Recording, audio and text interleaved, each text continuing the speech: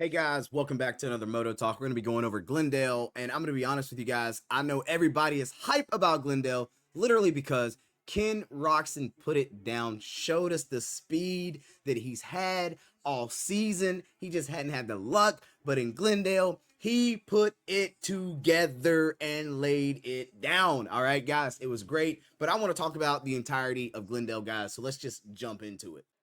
I mean, like Kenny looked so comfortable all night. So when we go back to the first heat race and off the start, he was right there. Him, Malcolm, and Vince Freezy were running. And there for a second, guys, like Malcolm, I thought Malcolm was really gonna and Malcolm hung in there for a long time. I'm not even gonna hate on Malcolm at all. He hung in there for a hot minute, dude.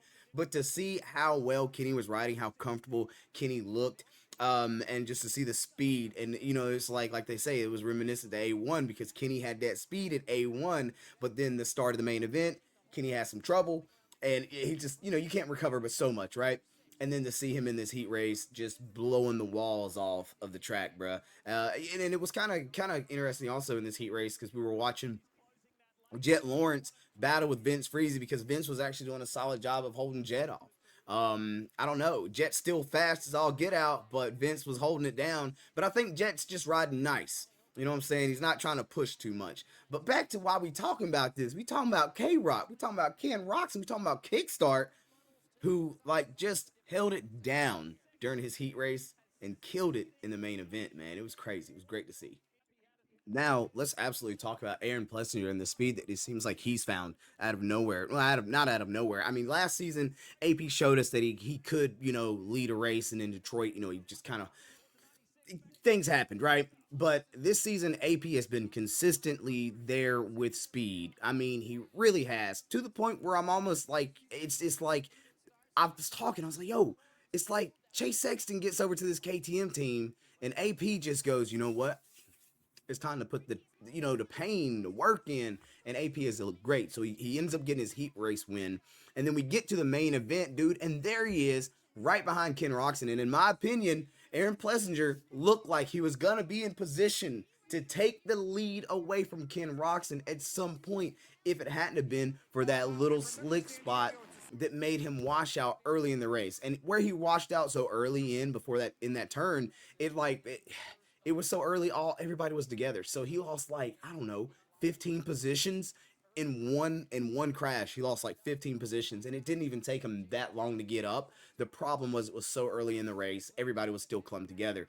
Aaron Plessinger, however, salvaged the best he could salvage, still had a really good run, but that guy has gotten a lot of speed, and I cannot lie to you guys, he is a fan favorite right now. If you're not digging Aaron Plessinger, you just got to be a legit hater in general. There's no way you could be out here not gassing up AP, going AP, let's go baby. Like he's the cowboy of the sport right now. Everybody loves the guy, and everybody wants to see him win almost as much as we want to see Ken Roczen get these dubs. So it's tough right now because between the two of them, I don't know who I want to see win.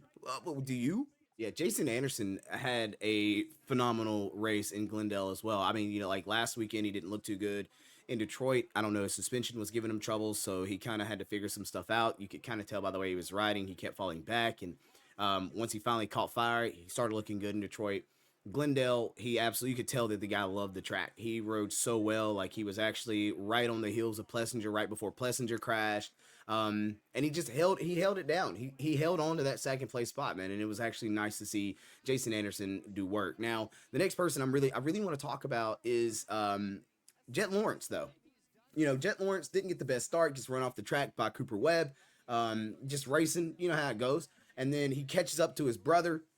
His brother doesn't really battle him too much. His brother doesn't let him by, but he doesn't battle him too much.